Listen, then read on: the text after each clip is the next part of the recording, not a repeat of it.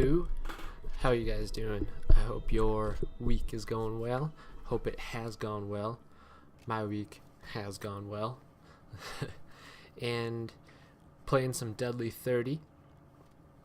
And then I want to get a new game playing. Steam summer sale's going on right now. I'm sure a lot of you guys are paying attention to that. Checked out that. I've actually picked up a few games. I typically haven't bought many games off Steam. I usually get bundles, since the bundles are all the rage. Humble Bundle, Bundle Stars, Indie Gala. Bundles are all the rage these days. Get lots of games for very cheap, and so I've taken full advantage of that, and that's where I've gotten most of my Steam games. I haven't noticed many good bundles lately though, and I think that's because it's just getting overdone. There's a bunch of bundle sites. They're constantly offering new bundles, like a couple a week for each of those sites, and they're running out of developers who are wanting to put up their games in these bundles.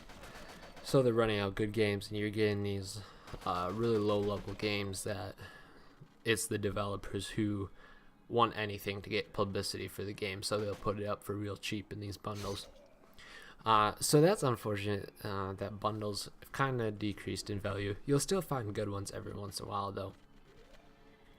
But anyways, that's the reason I've picked up a few games this summer sale, because I wanted some bigger name games, not the unknown ones of the bundles. And so I picked up a couple games. I got Witcher 2, which I was super pumped that came on sale, because just like a week before the sale, I was like, I want to play Witcher 2. I had seen the trailer for Witcher 3 coming out this holiday, I believe, and it got me excited. I'm like, I want to get in on this franchise. I hadn't played any of the others. When I was young, I had seen Witcher 1 and be like, I want to play that game. That game looks fantastic. And fortunately, my computer that I had was not even close to able to run it, so I never got the game and never played it. But now I'm playing Witcher 2. Phenomenal game so far. It's a long game, so I'll be playing it for a while as I play it slowly, but I'm excited to do it all.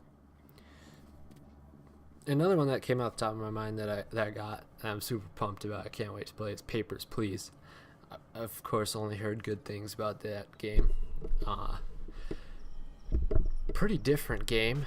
I'm sure you guys have noticed it, but it's mostly just text-based, and you're passing these people in and out of the country. You're the border patrol, kind of, and you make judgments after they give you their passport and tell you their story. You make judgments whether they can come in the country or not, to arrest them and stuff like that. And it's pretty much just text-based. You're just reading their stories. And interesting that it's gotten so much renown, but it's apparently very emotionally engaging. And I don't know if it's quite my game, but I've just heard such good things that I want to try it. It, of course, won Game of the Year from Rooster Teeth. Big time award there. I'm sure they're very privileged with that accolade, and they're probably still pretty happy about winning that. Anyways, so I want to check out Papers, Please.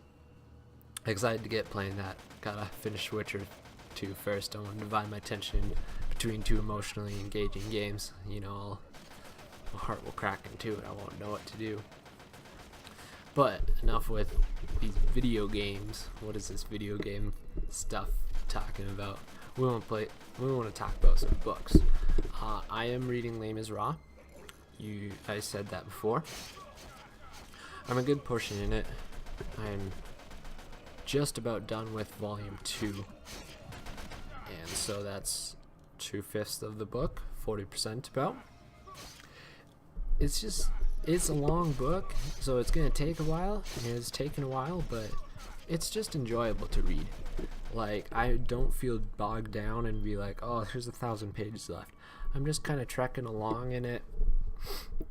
I'm reading 2 books right now, and so it's not the only one, but I just enjoy my time in reading it.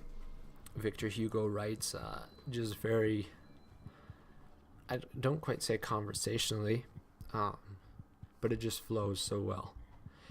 And so for that reason, it just makes it easier to read. There is, of course, it's a long book, so of course there's a few 40-page, 50-page, or in this case, all of book 6, volume 2, that are not really useful, or book 1 of volume 2. Book 1 is just about the Battle of Waterloo, a kind of history on that, and then book 6 is the history of the convent where the nuns are and where Jean Valjean falls into during his escape. And like that's like 100 pages, of uselessness. I mean, sure, it gives you history into the story, makes you appreciate things more, but it could be left out. And the thing is, at least he makes those interesting. Like, I enjoyed learning about the convent and Battle of Waterloo. I have to read more on Napoleon and Waterloo. Good things happen with that stuff. That could be an interesting read. But anyways, so it has those parts, but overall, the story flows well. It doesn't feel bogged down. I feel like the story's moving at a good pace, and so I'm excited to continue and read because I'm not tired yet of the book. Of course, I've only read 400 pages about, but I'm excited to see what's in store for me. It'll be another big tome to check off my list, and that's always great. The second book that I mentioned that I was reading is The Iron Curtain. It is by Anne Applebaum, and it's it's award-winning National Book Award finalist. So it's pretty renowned. It's very good so far. She's a good writer. I'm engaged in it, and it's about Eastern Europe and kind of how the USSR took over a lot of the bloc countries after World War II. And so it's the 12 years after World War II up to 1956. And it just talks about life in those countries. And so far it's talking about how USSR established themselves in those governments and kind of took them over. And it's kind of crazy how Soviet, our ally, he was half a step above Hitler, above the Axis powers. Like, really, he was hardly an ally. The only reason he was an ally pretty much is he shared a common goal with us to defeat Hitler and fascism, because it went counter to his communism ideal to take over the world. Like, he wanted to take over Europe just as much as Hitler. It just so happened they had different ideologies, and so he chose the Allies because he saw we were fighting Germany and he wanted Germany out, so he took our side.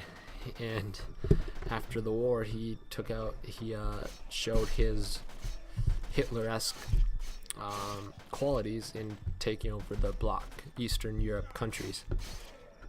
So that's pretty interesting. I'm ready. It's kind of confusing, a lot of foreign names, but I'm excited to learn more about that and kind of uncover that dirty ally that we had there in World War II. Well, it looks like I got defeated. Game over. Man. See if I try this game again or a new one. Bye-bye.